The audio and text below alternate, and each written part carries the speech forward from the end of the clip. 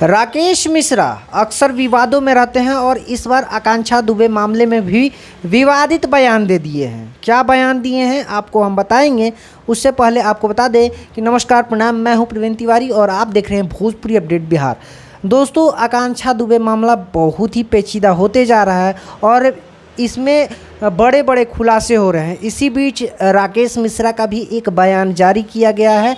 उस पोस्ट में लिखा जाता है, न खुद खड़े होंगे मदद के लिए न करने देंगे, और दुख के घड़ी में साथ जो खड़ा होगा उस पर भी गंदे कमेंट करेंगे। उनका ये कहना है और कहते हैं कि कुछ लोग कमेंट करते हैं, जिसको जाना था वो चली गई। कहते इसके आगे लिखते हैं कि इतनी गंदी मानसिकता, छी छी।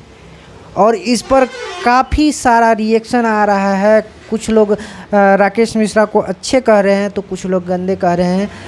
अब आपको क्या लगता है ये कितना अच्छा पोस्ट है? आप कमेंट बॉक्स में कमेंट करके ज़रूर बताइएगा। मिलते हैं अगले वीडियो में, तब तक के लिए दीजिए इजाज़त। नमस्कार।